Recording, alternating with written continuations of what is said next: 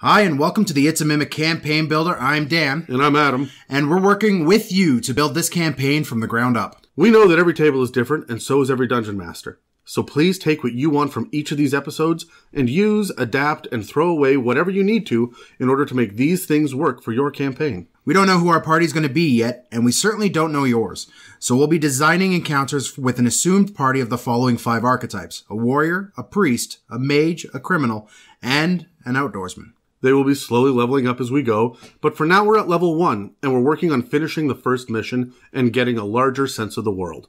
Keep in mind that the first large chunk of episodes will be easy to adapt for any party between levels 1 and 5. But before we get any further, let's get to building.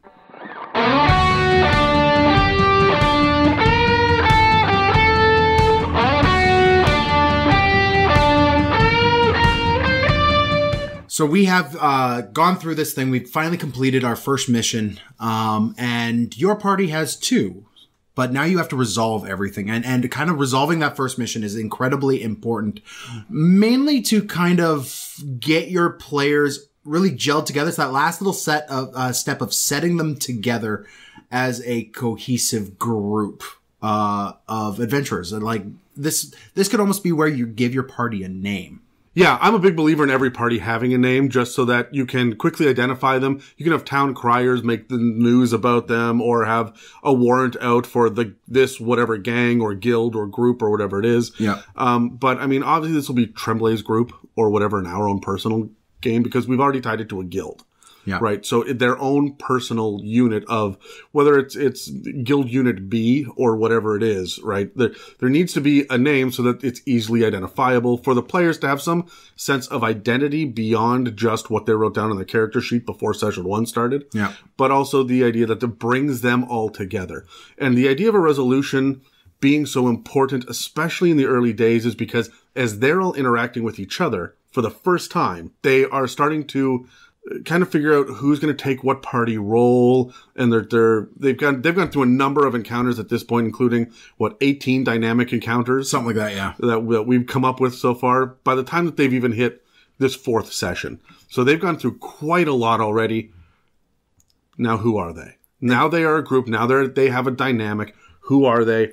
And how do they feel about it? Yeah. And how do they feel about their positioning in relation to the other party members as well? Because as you're wrapping up this mission and actually resolving things, you are forcing them to experience something new within the game for the first time as well, which is that who's the person who speaks for the party? Who's the person who sits in the back? Who's the person who manages group loot? As you are starting to hand out rewards, there's going to be one person who collects everything and then divvies it out to the party. I'm going to just stop and say, as you are going through the resolution of the first mission itself, this is your opportunity to really find out if this is gelling. I know you've put a session 0 into it, and I know you put all the prep work in. I know that everyone's built their characters, and you guys have shown up for a few weeks now, and things are starting to get motoring. But if this isn't working, it might be time to redo the entire campaign from the ground up.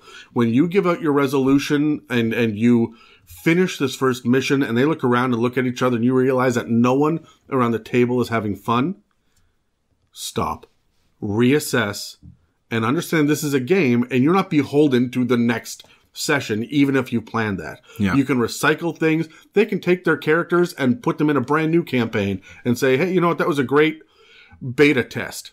Yeah. Right. And so having this resolution to see, did they enjoy what you gave them? And it was a simple escort mission with lots of different opportunity to do many different kinds of encounters. You've seen them in social situations. You've seen them exploring, do skill challenges. There's been party politics. We haven't even left level 1 yet. No. Now you as a DM should have a basic enough understanding. And this is why it's important for you to have a resolution here and not just jump into the next thing and say, oh, you get back into town and then all of a sudden there's a dragon. No, you didn't finish off. You need to breathe space. Yeah, you need to have that moment to say, look, let's settle in and see where people are. Yeah. Because someone may realize that it was a really cool idea to only use throwing knives, but you're only doing 1d4 damage compared to everyone else who has a great sword. And you're just kind of feeling shitty about yourself in combat. It might be time to say, hey, let's look, because at level 1 you don't have +3 weapons yet. No, you don't have magic items coming at your ass. So this is where you need to make these very simple, basic ideas. This is one of those situations where you can open it up to your players that if they don't like the character they're playing, this is when they could even do a full swap if they want to. I know in my past games, I've done that up until even level 3 to some extent, where I have made it, once you guys hit level 3, your characters are set in stone and you've decided that this is the character you're running with. But up until then, you could swap out and edit and change as you need to suit the flavor you're really going for. Because when you get, pen on paper and you have that character sheet in front of you, but you haven't even done a voice yet, and you sit down and then you're asked to say something in your character voice and you realize it's an absolute miss. It's not even a remote hit. It's just everyone at the table just ends up laughing at this character who you've got this serious backstory for and this dark tone and gritty realism to him. And now everyone's just laughing at your comedic, horrible Irish, Jamaican, oddly Indian accent. I'm speaking from a place of pain here. This is a personal thing, but it gives you an opportunity to change and be like, no, he's actually from the Bronx. Yeah, let's do that. Right? So yeah, you do get to do a little bit of a rewrite, but this is when you get to summarize and say, okay, hey, look, we finished, and have a bit of a meta perspective as a DM and say, you guys are back in town. Now what? Yeah. And I know that you have stuff that you want to do in town. They want to go shopping. They want to have downtime. Before we get to that, you need to signal that you've come to an end.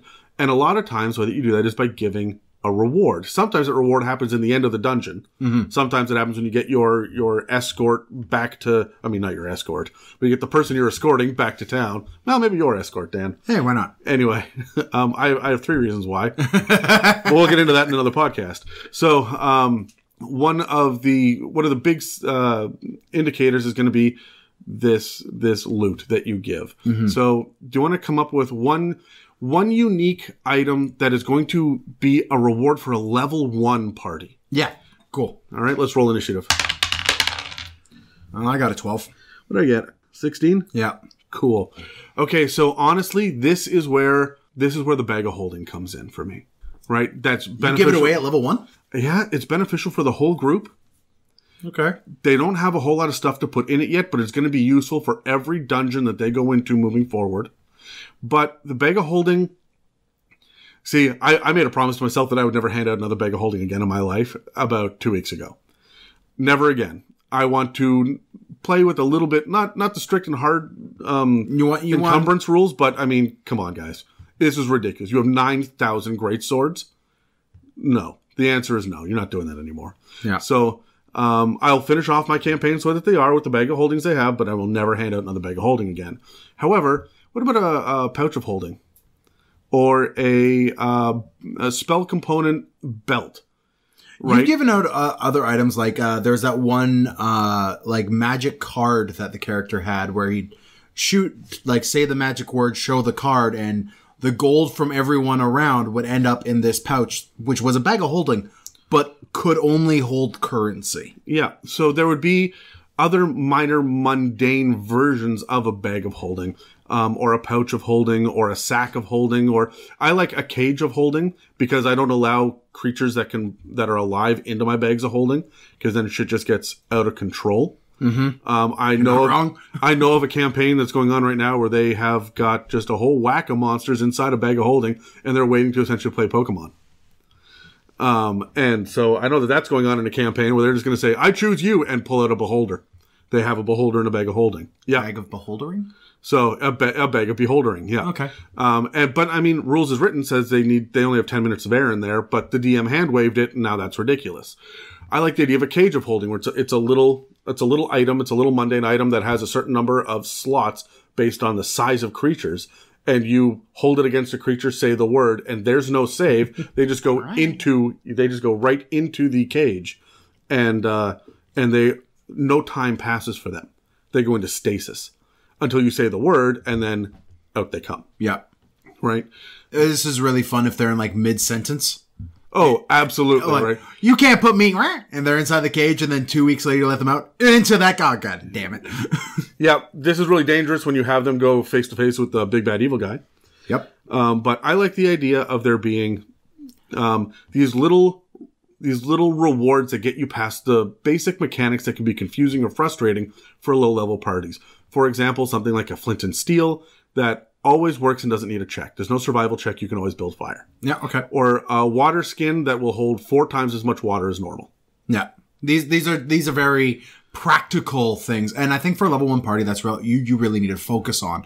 For me, it's kind of, I like reading the table as well. And if there's anything around the table that the party's a little bit deficient in, charisma might be one of those things. Charisma might be one of no, a more mechanical frame of mind, like, say everyone decided that they really wanted to be the paladin, so no one could pick locks.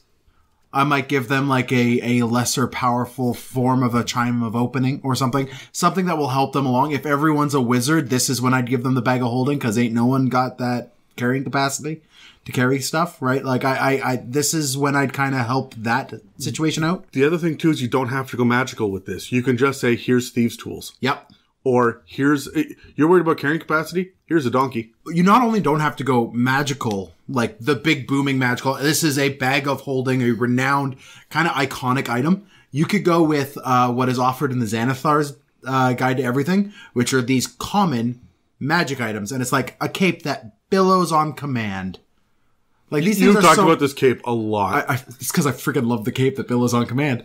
The Wand of Smiles, that once you use it 3 times becomes the Wand of Frowns, I believe. Right? And you just, no matter what their mood is, you can make someone smile or make them frown based off a save. Like these kind of weird magic items that could help really inject a little bit of character into your players' characters. These things are really helpful to kind of build up your characters the way that they want their characters to be. Like if you have that holy righteous knight, of course he's going to want that cape of billowing. So like these are the times you read the table, figure out what kind of these small mundane or lesser magic items you can give them. It's pretty easy to give them a reward, and that gives them that sense of accomplishment. And now we've finished this quest. Yeah. We just mentioned that we finished the quest. Why is that first quest so important? The first quest is way more important than any other quest except maybe the last one, because it's establishing absolutely every dynamic, and we just spoke about this a little bit, but it's also establishing expectations moving forward. And not just your expectations, but the player's expectations of, does the cleric heal? We've established that by the time you're done the first quest. Yeah. Right? Or does the paladin hold their lay on hands for only themselves? Right? Is that their backup? Yeah. So when you stop and you look at this, are we going to cast haste on ourselves or no? Right? And I know that we don't get haste yet, but you're going to start to see how selfish or altruistic or social or combat oriented the other players are around the table. And it's important for everyone to know that, and your players will just naturally pick that up. Yeah. They're probably already friends. Well, one of the things that you can really do, and even if they're friends or not friends, you are able to tell what the table desire for gameplay is going to be. Are you playing that more tactical game? Are you playing that more role-playing game? And as much as it will give you that answer in session 0 when you ask that directly, after the first mission, you'll have your real answer. Sure, right? Because they'll say, oh, I want to role play heavy. And you're like, okay, you wake up in the morning and you smell bacon. They're like, yeah, we eat breakfast and I want to go fight something. All right. So we're not doing role play. That's good to know. Right. And you don't have to, you didn't just sacrifice 400 sessions worth of prep around a campaign. I mean, this was the first mission. Yeah. Now, Dan, you and I, we've got this podcast that we're building over 100 episodes towards a final conclusion. So we know where we're going long term. Yep. But a lot of people don't really know until they're done the first mission. DMs may not know even which module they're going to pick up until they figured out how does their party work. That's completely okay. Like, you should not feel any sort of stress or anything about that if that's the world you're in. In fact, if you've pitched the idea to session 0, everyone has characters, but they don't quite know what kind of campaign they want to do yet, you could still do this first mission in a very simple homebrew world that you've put in. And then after you're done all this, you could tell your guys, okay, of those options I gave you in the session 0, here's what we're leaning towards, guys. Are we all okay with this moving forward with these characters we've now established? Yeah. If you find out that everybody wanted to play Curse of Strahd, or you were leaning in that direction, and then you find out that your 3 clerics are war, death, and grave, you might be going into the wrong campaign. Right? These are not the light and life clerics that you want in an undead campaign, right? So I don't know. Having a death cleric in an undead campaign would be pretty tight. It sounds better than it actually is mechanically. Yeah, probably. But when you are sitting there looking at the fact that you have 3 priests or 3 mages or 3 outdoorsmen, you're going to be leaning in one direction or another if that's 60% of your party. But wait until you see how they work, because not every rogue is created equally. There are a million different kinds of rogues, and they're drastically different. Bards are another one. You don't know what you're going to get into when someone says, I'm going to play a bard. That could go in 1,000 different directions. Yep. So it isn't until you really lay eyes on the party and how they deal with NPCs that have higher status than them and lower status. This is going to give you an idea about how murder hobo-y your murder hobos are. Right? Because at level 1, that's what you are. Yep. Yeah, you don't have an established base. You don't have anything else like that. So you could really start to feel where the party is sitting and what they expect. And then you could start giving them additional rewards for finally establishing this is what we're going to do.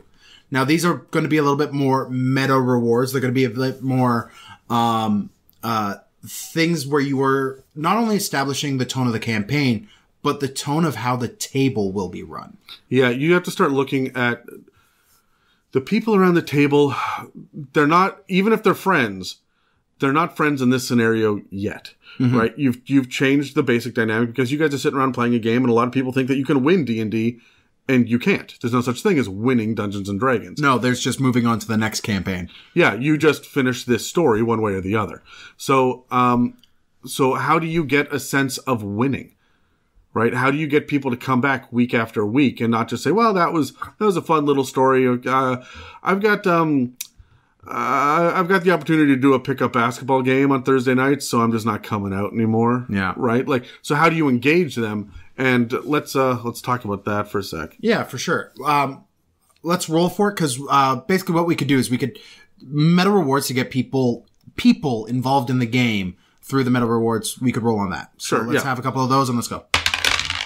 We hit my dice. We both rolled 4s. Okay, reroll. Let's roll again.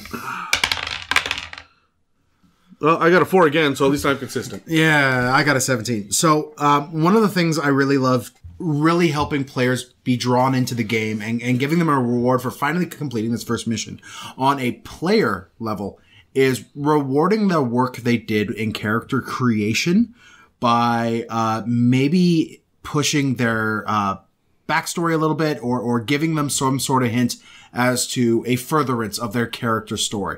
This could be something like a note from a long dead family member, or a family heirloom finally resurfacing, or a contact being made from your gladiatorial past. Now, I hear what you're saying. Level 1 is really early to do that. Yeah. You have many miles to go with all sorts of rewards to hand out.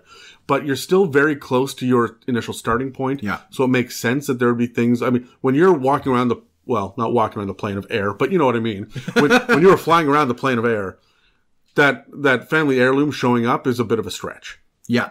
Right? It isn't based on your location. You're still nearby your starting. So it's easy to get a message or a messenger come and give you something, right? Mm-hmm. This is also an opportunity for you to dangle hints because about what's going to happen in the future, because there are going to be bits and pieces from their backstory that you as a DM have gone, interesting.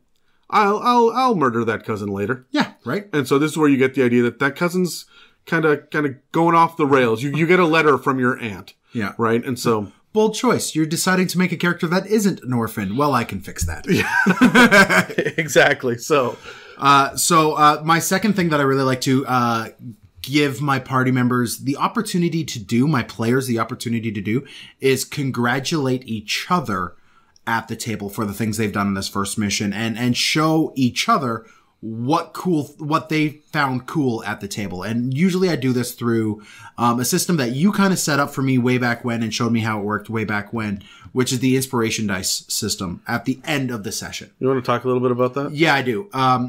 This is really helpful for me as also the kind of the lazy spur of the moment DM. I found this process really helpful.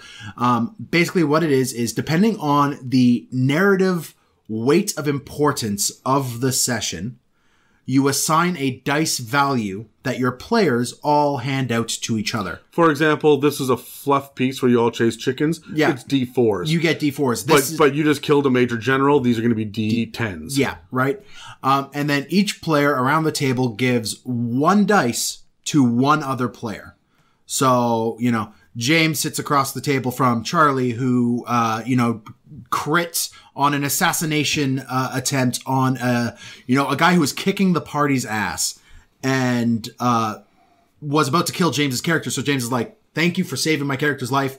I'm going to give you my D10." Yep. Right? And then Charlie could take his dice and move it over to, I don't know, Adam and say, "Hey, you did this really funny joke with this one role-playing encounter. Here's this dice. I laughed from it for hours." Yeah, it doesn't necessarily have to be mechanical that you're rewarding. It can just be, you tickled my sphincter. Yeah, or you didn't die when you really should have, right? Yeah. It's stuff like that. And it's really up to the players to kind of figure that out for themselves. And by getting them to think back about what happened in the session, it pulls them more into it. It encourages them to stay more aware of what's happening during the session. Because they know at the end of the session, they were going to want to give out a dice, or they're going to have to give out a dice. It also makes them more engaged because they're going to want to get dice. And these dice function as bardic inspiration.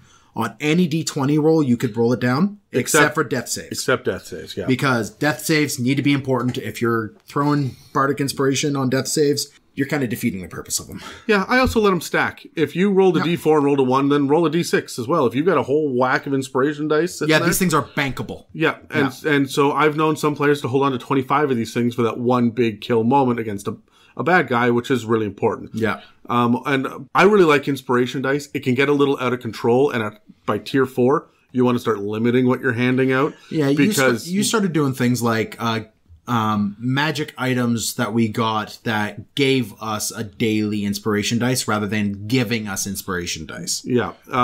So the other thing that I do is if there were a bunch of really cool things around the table and everybody gets nominated with inspiration dice, then I, at the end as a DM, will say, I also liked this, this, and this. So here are 3 more handed out to people that did what I thought was really, really cool things. That gives an extra level of reward. Yeah. All right. So my 2 things. Yeah. First and foremost, the simplest one is, as everyone is packing up and ending, call a person by name and say, hey, that was really cool. Good job. I thought that was neat. Not something that is worthy of an inspiration die, but when they did something really, really in character, right? Or they decided to forego their action to give help to someone else that should be able to accomplish whatever skill check in the middle of combat, right? For people that are willing to sacrifice their own playability for whatever reason, but just give congratulations to people. Yeah. Give them the verbal accolades, because I think that a lot of people wrap it up, and the DM is considered to be, I don't know, the central hub of the game, and they're not. They're the referee, and they set the tone, and they present the conflict, and that's it. That's all that we do. It's the players. They want to know who the MVP is. I have no problem saying, hey, that was really cool. And I won't use the word MVP because someone else will be like, well, I did cool stuff too, right? And if that happens a few weeks in a row, they're going to feel a little butthurt about it. But I will just take a moment. Everybody will eventually get that, hey, that was really cool. I liked this. It's such an easy thing to do, and DMs don't do it. No. Give a little bit of that. And you can do that. You don't have to wait until the end of the session. If you wrap up the quest and you're only halfway through the session, you can stop and say, wow, that was really cool. I liked how this happened. I can't believe that you guys got past the ogre with that stealth check. Yeah. Right? That was really cool that you cast this at that time to do that. Great thinking outside the box, right? Yeah. So, and I just want to encourage everyone listening that this doesn't even have to just be a DM to player situation. This could be a player to player, even player to DM moment as well, where you are kind of actively building each other up. I always remember I used to laugh at the groups that had the people who cried in them way back when, because I'm like, it's a game, guys. You're rolling dice and making fart jokes. What the hell? Why are you crying? Oh, you've cried since, Dan. And then I have cried at a table since, and it becoming vulnerable at a table requires quite a lot of emotional safety and also emotional risk. And if your party sits there and is like, all right, Dan, you cried. Good job. Can we go back to killing things now? I will never cry at that table again. Right? Yeah. And I will actively avoid story beats that might make an emotional effect happen. Right? This then becomes a joke campaign to me. Just by missing it once. So this is something you kind of got to focus on and do right. See, I'm with you 100% as far as the idea of being supportive enough so that vulnerability can happen around a table. Yeah. If you're going to role play, and we always talk about role playing as being a significant pillar, it just is not at some tables. Yeah. Right? But if it is at your table, you've got to give everyone the opportunity. As a DM, you have to give everyone the opportunity to role play. But as a player, you need to give everyone the ability to stand in the spotlight by themselves. And that spotlight is not always necessarily a good thing. No. Sometimes that's a bad thing. And you may be upset. You could be angry because a mechanical thing worked against you and you're just tired of rolling the 7 nat 1 in a row. And 13 in one session. Yeah, you did 13 in one session. Or sometimes your character goes down against Merilith, who gets 7 attacks. Yep. In a turn, and they hit you and hit you and hit you and hit you and hit you, and you're dead. You never got to roll a death save. How mad are you? Mm-hmm. Right? If you're going to have these emotional reactions, everyone else around the table's got to let you go through that. Just because someone is raging out doesn't mean that they're a bad player. Yeah. It just means that they're mad about this because it was unexpected. So allow people to have those feelings and those emotions. Yeah. So, that's almost more important than any of the others as well. But no, I'm a big believer in communicating about whether or not things were good, if they went well, if they did not, and rewarding the players with your words. And that's more important than dice, because that's really why we show up, right? To have fun and to feel good about ourselves. The last one that I would say that I would give out as a little reward is, you finished the quest. That was awesome, guys. Does everybody want to give me just a little wish list of what they want? And I usually ask for this in session 0. What's your wish list of items or accomplishments that you want to make? Do you want to backflip off of the top of a building, shoot fireballs in 17 different directions at once, hitting all the bad guys perfectly, land, quip, and then say, that's right, that's how badass I am, directly in front of the princess so she falls in love with you? Is that on your list of things to do? Or is your list just like, I want a red sword? Either or is perfectly fine, but give me your wish list for what you want at a D&D. And at the end of a quest, I'm going to say, is your wish list up to date? Or I'm going to say, hey, look, maybe in this downtime, I can fulfill one of these. Mm-hmm. And give you a sense of almost Xbox achievement, right? Yeah. So I think that that's a really good way of rewarding players. It's got to be at the right table. Usually mechanically based tables, mechanically focused tables tend to like that stuff a little bit more than the roleplay tables. But roleplay table could just be like, hey, I want to know that my family is still okay back in the farmstead. Yeah. So a letter shows up. And you just have that moment of, oh, thank God the DM hasn't killed them yet. Yet. Yeah. But that idea of fulfilling a character's wants and needs. I know that I've got a couple of players that lead their own cults in my evil campaign. And one of the rewards that I hand out are little updates every once in a while. Whenever we finish a thing, there's a little update. How are the cults doing? Right? Because when you're out adventuring, you don't necessarily know what your cult is up to. So it's stuff like that. Little information, sidebar, pieces of info to help you go, okay, good. My personal story that I wanted at the very beginning with all of these things that I wanted to check off is progressing. Mm-hmm. We've finished our main mission. We've gotten this sense of a finality to everything. Now we have to move on from there. And let's be completely honest, there's still a lot of campaign left in front of us. So we need to take the next step. So, Adam, we've broken down a couple encounters, some dynamic encounters, for what happens after we finally, in our campaign, finish our first mission, bring Zelmar back, hand him into Tremblay, get our reward. Yeah, we finished last episode outside of town, and I'm sure that there's a social encounter with the guards at the gate or whatever. These are not dynamic encounters. I don't feel the need to talk about these, but yeah, you get back. Here's your gold star. We've given a little item reward or whatever, but what are the actual dynamic encounters that we can add now, right? So, Do we want to roll dice and see? Yeah, let's do it. Ooh, a 19. Well, I did not get a 19. I got below that. No, I didn't. But just to be clear, there are all sorts of things in here, like opportunities for downtime, and people are going to want to go shopping, and maybe they want to craft, or there are other encounters that you want to have. This is a transitional period between the end of the first quest and the beginning of the next one. And what we're talking about here, what Dan and I are looking at, that we decided is now is the moment where we decide to launch the campaign arc. Yeah, this is when we're giving that first big drop of knowledge to your party that there's more happening than you escorting a crazy Eladrin alchemist into town. Yeah, so the first mission at level 1, because you're squishy. You are super squishy. That's the prologue. Yep. We're about to launch at the very end of this session. We're going to launch it. So we're looking a lot at foreshadowing and resolving the stuff that came before so that we can shift our tone and shit's going to hit the fan. Yeah. But at the very end of the session, how are we going to build up to that? How are we going to go from the end of the escort mission to the beginning of the campaign? What are important dynamic encounters? So yeah. I guess, Dan, you're going first. Yeah. So when I'm doing that transition thing, and this is before we drop the fact that something big has happened, I'm really trying to build a little bit of suspense, some dread, some drama, some sort of feeling that you could kind of pick up around town or amongst the NPCs that something is about to happen or something is already in the process of starting. So for my first encounter here in our campaign, I went from a role-playing to exploration encounter where your party, after doing their downtime, everything, Zelmar's all set up with Tremblay again. You're now looking around town and you see everyone's kind of huddled into little groups whispering to each other. And your party is curious as to why. And they've got to go from group to group to kind of piece together this story.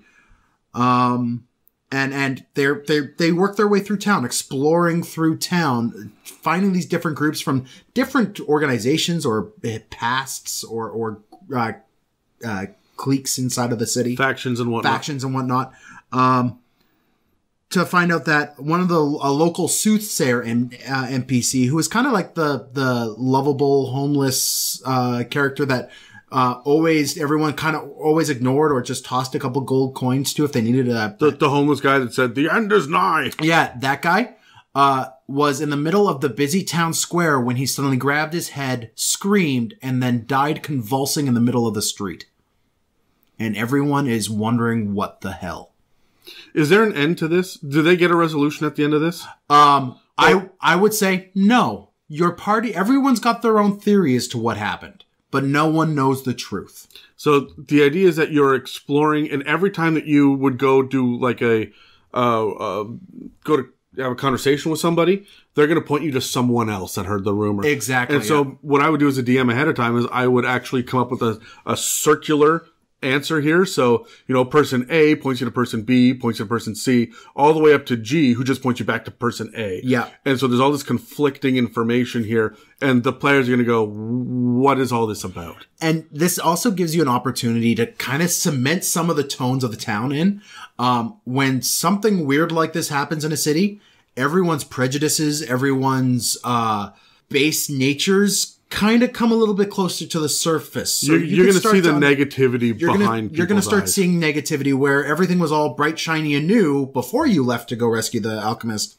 Now you're starting to see how people are a little bit more real, a little bit more in depth and built out. All right, so my first one, the second encounter is going to be that Lachlan's gnome uncle that we dealt with in the that past. lovable scamp. Yeah, the one that beat up the party and kind of, waved his dick around and said, hey, here I am, better than you. He has made a false claim while you were away. Tremblay was alone. And he made some sort of false claim about Tremblay breaking the law. And because he's a private investigator, he has police contacts that are corrupt. Mm-hmm. And that he is paid off. And so Tremblay's magic discount magic item is closed. The shop is closed now. And there's no more money coming in, which you're part of a merchant's guild. This is an issue. Yes. Right? So what I'm doing here is I'm reestablishing the fact that the sub big bad evil guy organization, the subplot, the secondary position, they're going to rear their ugly head again. Now, we're going to get into who the big bad evil guy is and what the overarching real problems are by the end of the session. So we need to reestablish what the subplot is right before we go into that so that it feels like the world is big and complicated and chaotic. Yeah. Because there are two forces pulling you in two directions. So this is going to be role-playing to combat, where they're going to be standing out front, goading you and laughing at you as you walk up to see that the door is locked, chained, and there's, I don't know, police tape across the front. Maybe he's been accused of gambling out of the back, or I don't even know what the issue is, right? But there's been a false claim. You know that your patron, your group patron, Yep. is not capable of doing these illegal crimes, things, yeah. right? And yet this old grizzled guy is going to be sitting there laughing at you. We really need a name for this guy. We'll have to come up with that soon. Yeah. But he's going to be sitting there laughing at you, and then your players will step forward and draw swords. Yep. You can just goad your players into that, and keep in mind that they probably had a long rest before they got into town. They may be down a couple of spell fresh. slots. So, yeah, they're going to be able to They're kick a little likely bit of fresh ass. right now. But we're still talking thug-level bad guys. The action economy should be pretty balanced, and your guys should get away a little scuffed, but not in any real danger here. Have Lachlan's Lot pull back and say, hey, you know what? We're not going to deal with this. This is going to be an issue, but you're going to hear from us again. Yep. And maybe they pull back because the town's guard jumps in. Mm-hmm. Right? And that would be the dynamic and counterpart of that, where you go from this role play to suddenly you're fighting them, and then the town guard, the corrupt guard, shows up and makes their presence known as well. So you know that. And still sides with the Lachlan's Lot guys. Yeah. Yeah. Quite clearly. Lachlan's Lot is not going to get in trouble for this. But you will. But you will. For causing a public disturbance. You won't get arrested, but you might get fined. And nothing pisses off players more than fining them. So anyway, there's my first one, so that we're getting kind of more of an idea that Sandspit, our city, is not necessarily a safe place. No. And that's gonna be really important over the next couple of sessions. My next one is I really want to start pushing this idea that some of the more divinely touched NPCs and characters in this world are starting to have some weird stuff happening to them. And this is going to follow up by Tremblay finally taking your party aside, maybe after the store has been opened up again, and pulling your party aside and saying, guys, thanks, you did such a good job here. We're back in the store. We're good. I've got Zelmar going up and running again, but I have another friend who I need you guys to look at. He's a old confidant, maybe an advisor to Tremblay in some way, shape, or form, who has recently gone mad. And now your party has to try to figure out why. Well, how is this person who's been a confidant and an advisor to Tremblay, who, remember, isn't the most confident person, isn't the most well-spoken, is a bit jittery. What caused this more resolute friend of Tremblay's to just lose their gourd? It just occurred to me, I'm sorry, I'm going to sidebar just for a second here, Dan. We said that Tremblay is an Aarakocra with a nervous disorder, so he's always molting. Yeah. Should we just get right on the nose and say that he's a chicken Aarakocra? I love this. Yeah. I always had the idea of him being more of an Ibex. Yeah, I was thinking something like a crane almost in my head, but I like the idea of him just being a very large chicken. Kind of like Family Guy level stuff. No. Well, there's the big chicken in Family Guy. Yeah, all right. You go nuts. Anyway, so he's got this friend who is a some sort of cleric, or maybe even just a priest of some sort that has gone mad. And your party has to go and figure it out. And this is when you're going to be able to give your party a little bit more information, maybe even some minor prophecy about what is about to unfurl in the world. So what category is this? What dynamic encounter? This is a role-playing to role-playing where you kind of get a chance to unwind with Tremblay, and then he confides in you that his business acumen and all that other stuff might be not necessarily fully his own doing, but that of a little bit of further advice from this friend who's gone mad, and Tremblay needs his help him figure out what's going on. Again, do you get answers? I don't think you... I think you get some, but not to the questions you're asking. This like I said, this is an opportunity to give a little bit of prophecy. This is an opportunity to get a little bit of more external information about the world and how it works. But your characters are level 1. They don't have the capacity to cure a mental disorder through even magical means at this point. One of the other things that we know, I mean, we know the gods have gone missing, and that's the mystery that we're talking about. And the players don't really understand that yet. We also know that this giant temple of many faiths, this palace temple, think Taj Mahal in the major city that's to the south, is going to collapse, and we know that the sinkhole is going to appear and whatnot. So we're really leaning into the idea of the divine going a little bit haywire. Yeah. And the idea of there being something going really bad. So maybe we should be pointing people towards the temple. Yeah. We also know that in the next couple of sessions, we want to go to the temple and we want to actually get some real quest level stuff at the temple. So let's define where it is in the city at this point. Let's define who is there in the temple, how many people are there, what levels of priests are there, caretakers, is it like deacons and altar boys, or are we dealing with a series of friars, or what does this look like? Is this a nunnery? Yep. We don't know. But whatever it is, this priest character, this diviner that can see the future is I guess at Tremblay's shop. Yeah, I would say he's kind of like, he's in a room upstairs that's been equipped to kind of help keep his ravings on the down low. Yeah. And Tremblay's super thankful that all the guys in Lachlan's Lock didn't discover that this guy was up there. All right, so my next one is, I want to look back at the idea of resolution. So what we're doing is while we're building towards the idea of the big plot line is about to kick off, I still want to resolve and make the players feel good. They finished this escort quest. Zelmar needs to give them a reward. But that reward, this is downtime, by the way. Yeah. That reward is very simply, you sit back and you say, hey, look, Zelmar is very pleased that you got him into town. He knows a guy that knows a guy that knows a guy. He's a potions maker, so he knows all sorts of people that can make things, as well as he's got all sorts of contacts in town. Guys, open up the player's handbook and find the table on kits. You can get one of them at a discounted price, and Zelmar knows a guy that can get that for you. So, tell me, which kit do you want? Decide together as a group. Do you want thieves' tools, herbalism kit, first aid kit? There are dozens and dozens. Do you want a calligrapher's kit? Like, whatever it is. Determine what it is that you want together, and I will give you the name and the details of a contact that you will be able to go to in the future when you want to go down this road again.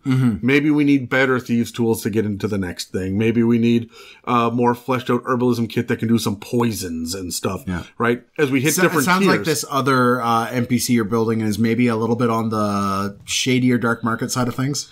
Yeah, but I think that's okay. Or at least they don't necessarily need to be black market. They could just be distant. They could be standoffish. Like, I won't bother to deal with common merchants. But you want to come get some holy symbols? That's fine, but I craft only the best, made of silver that are worth 1,000 gold pieces. But you've got this contact from Zelmar. I'll sell them to you for 100 gold pieces, right? That's quite a discount. That's quite a discount. That's really good. And so you're going to have the opportunity. Someone's going to write it down in the book. Hey, we know this guy. He can do this kind of thing. And we're starting to build an NPC ally list. And that is another kind of reward that I like to hand out, is friendly ally NPCs. So I want to, now that we've resolved everything with this mission, there's a certain amount of party politics that should happen. And this is your party really diving into each other's characters and showing that you're a group and that you are there to support each other. And as the divine start to suffer these weird effects, your divinely inspired characters in your group are not going to be immune to this.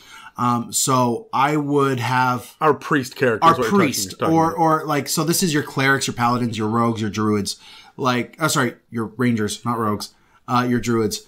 Your casters who could cast divine spells. So your divine sorcerer, or your ancestral guardian, barbarian, or like your celestial warlock, stuff like that. I would say, remember, it's all the gods, including the old ones and whatnot. So archfey and archdevils and whatnot. Your warlocks will be hit too. Are going to be hit by this. Are going to be forced to make a save. Now, make it a fairly low save because, let's face it, you're all level 1 anyways. But they collapse with a splitting headache. I would say instant migraine. The save, this is going to happen. Yes. The save is for half psychic damage. Mm-hmm. But I'm sorry, by the way, I want to establish psychic damage early because we've got the Underdark in our future. Oh, yeah. And we've got Mind Flayers and whatnot coming, so establish psychic damage early. You see how we know what our end goal is, and we're dropping hints early. Yep. Now, they can be roused. You've asked me a couple times, is there some sort of resolution to my encounters? This is the one that there is, because you don't want to have your players just be neutered for the rest of a session. Right? Congratulations, you're now out. Watch the rest of your friends and me play D&D. That's not how we want to do this. So they're able to be roused. They're able to get up. But there's going to be lingering effects of this. So they're going to be dizzy. They're going to be a bit disoriented, and kind of inform the players that this is kind of where they are. I would even drop, you have, for the next hour, 3 levels of exhaustion. And when that hour is up, all 3 go away, but you are suffering those. Exactly. Or one of the things that kind of came to my mind is, you got disadvantage on your attack spells? Sure. I mean, that's part of the first 3 levels of exhaustion. So and until some sort of resolution has been, some like large scale resolution has been met, like some sort of narrative beat has been met, that's how long they're going to have this for, right? That's pretty crippling. I mean, the narrative beat is going to be when we wrap up the session. So this is going to be an encounter I kind of throw near the end of the session, maybe in the last hour or two. I think that what you should do is have them continue to roll saves until they hit a 20 or above. And when they do that, they get a prophecy and a vision. Yep. Oh, yeah, I like that. And that's when their disadvantage goes away. They're able to work their way through this divine migraine. Mm-hmm. Divine grain. No? No. Okay. All right, so my last one is going to be exploration to exploration, and this one is really going to tie in to what we're doing in level 2. But I really want the idea that now that people have settled in and your guy has kind of got his, your priest has got his mental faculties back a little bit, and he has this vision, and you've got this NPC. See, I wrote this and I had no idea what you were doing, Dan, so this all ties together nicely. Once you've got this NPC upstairs, this contact of Tremblay's that is religious or divine or a prophet, we need to go to the temple and find out what's going on. All right? It's going to point everyone towards this temple. And when you go there, you see that the masses are also heading to the temple. This is going to be exploration to kind of work your way through the city, and again, rolling checks and maybe not survival, but a local knowledge, just intelligence checks about where we're going next. There's some religious checks as well about, do you know the layout? Your priest character should know where to go. And like how to present yourself in the temple as well, depending on what faith you ascribe to. Like, it's something that is fairly rarely done, I find, in D&D games, where like the actual systematic theology of your characters comes into play. This is an opportunity to kind of show what people in the town believe and how they show it. So are they throwing on sackcloth? Are they dousing themselves in ashes before they go in this moment of mournful confusion? There's so many different gods and so many different religions here that they can all be different things that are happening. And so when you get to the temple, you find that it is empty. And the front doors are locked, and you had to essentially break in through a back door. And you find that the scripts, and again, all of the scripture and the scrolls and everything have been strewn around. And then you get out to the main area, the big foyer where people are supposed to come in. Here's the end beat. And this is where I say you need a definitive moment to launch your campaign. And this is it. This is how we're going to end the session. Is you are going to get there with your shaken priest in your party and your raving lunatic NPC priest, and you're going to get out to the main area and find scrawled in blood on the wall that faces the front doors that have been chained from the outside. It says in giant letters, "The gods have gone missing." And that's when Lachlan's Lot picks the lock, opens the door, and reveals these letters to the masses outside. And Thanks, guys. And you are in the temple. Right there with a mad priest. Who's going to get the blame for this? So, we've launched our campaign. There it is. That's the whole thing. Yeah. Session end. Done. Yeah. Have everybody sweat it out for a week or two, depending on your D&D schedule. But you see how we're building, and we're consistently pointed in the same direction. And there are rewards, but those rewards are also plot hooks. Yeah. Right? So that's the end of the first mission.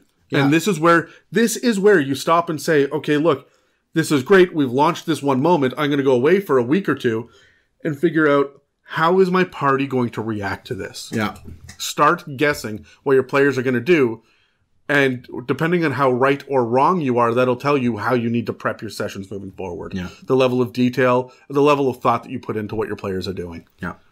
This is also going to be the last level that your party is at level The last session, yeah. The last session, you're at level 1. The end of this session, our party and your party should level up to level 2. Give them a little bit more power because we're about to open up some a little deeper of a can of worms that your party is going to need to be able to handle with a higher level.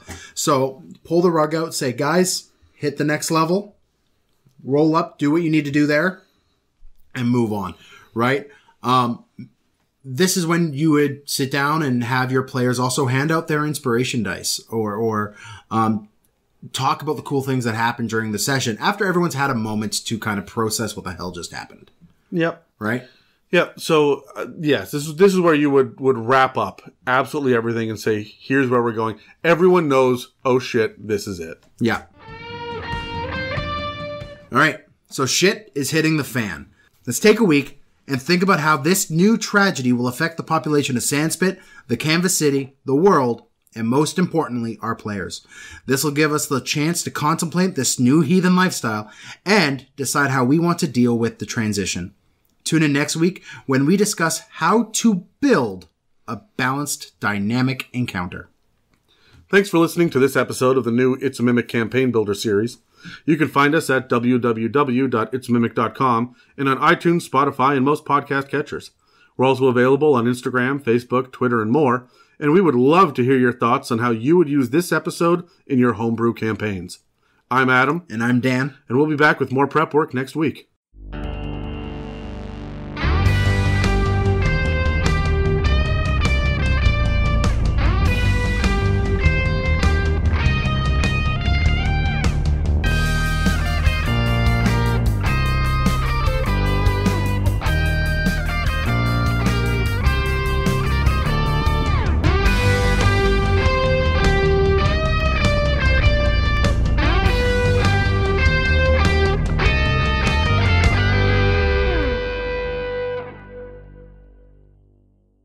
Okay, bye.